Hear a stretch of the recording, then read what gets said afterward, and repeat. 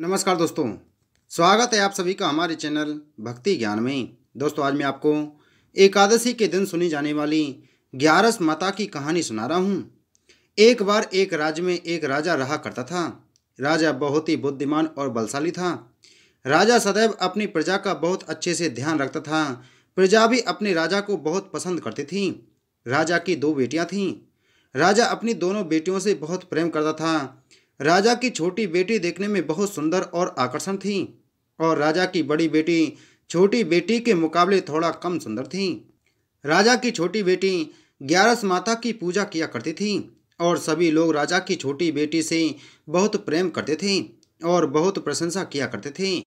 राजा भी अपनी छोटी बेटी को बड़ी बेटी से अधिक प्रेम करता था, जिस कारण राजा की बड़ी बेटी को अपनी छोटी बहन से बहुत नफरत होने लगी थी।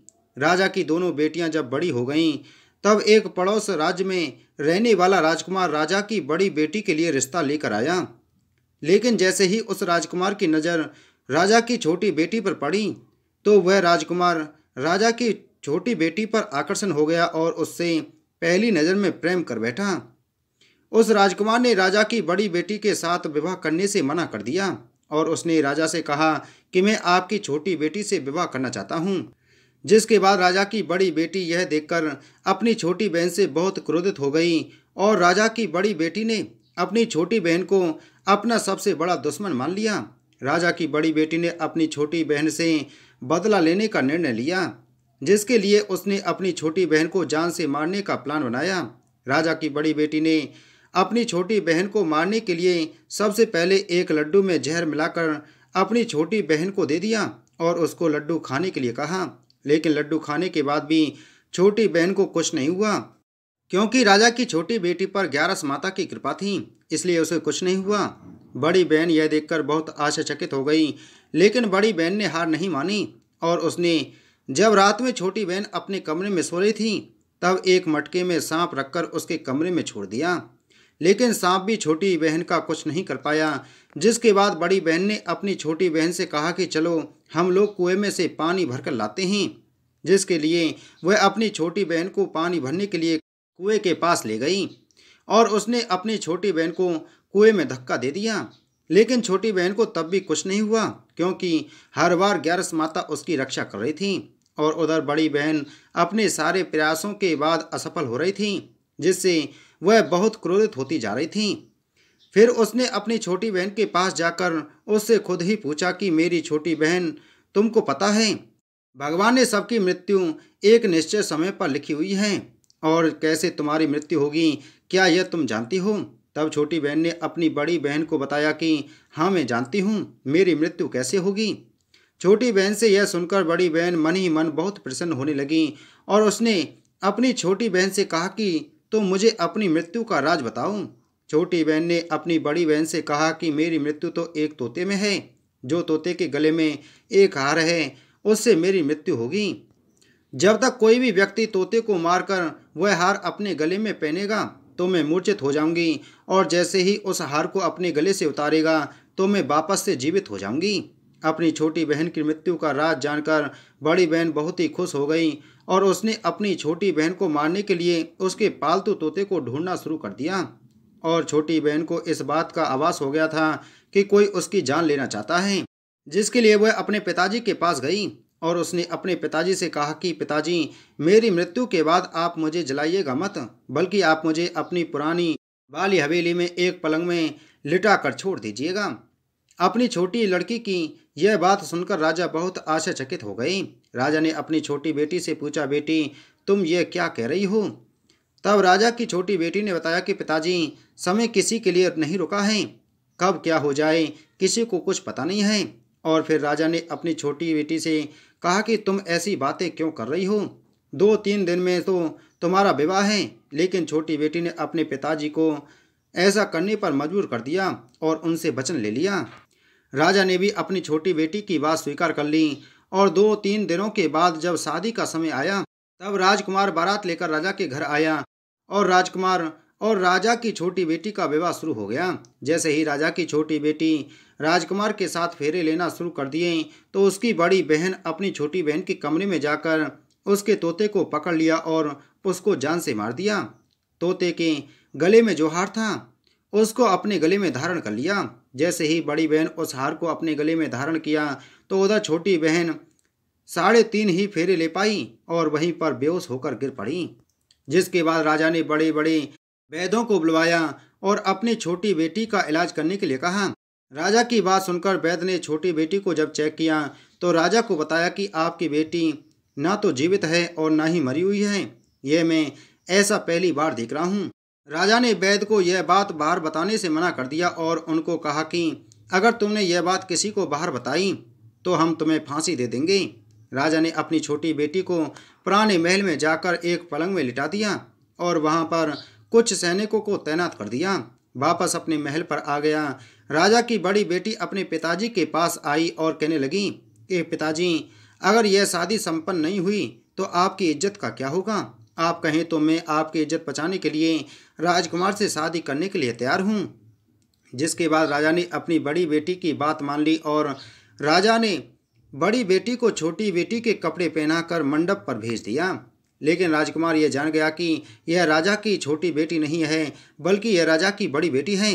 लेकिन जब राजकुमार ने शादी करने से मना किया तो सभी लोगों ने राजकुमार को बेबस करके राजा की बड़ी बेटी से बचे हुए फेरों को संपन्न करा दिया और विवाह करा दिया। जिसके बाद राजकुमार राजा की बड़ी बेटी को अपने महल में ले गया। राजकुमार राजा की बड़ी बेटी से ना तो बात करता था, नहीं उसे पसंद करता था और ना ही उसके आसपास भटकता था। और राजकुमार ने यह फैसला लिया था कि वह अपनी प्रेमिका को ढूंढ कर रहेगा और यह जानकर रहेगा कि उसके साथ हुआ क्या है। एक दिन राजकुमार अपने घोड़े पर सवार होकर राजा के पुराने महल के पास पहुंच गया, जहां पर उसने कुछ सैनिकों को देखा। महल के पास पहुंचकर राजकुमार ने जब महल को ध्यान से देखा तो वह समझ गया कि यह तो हमारे ससुर जी का महल है।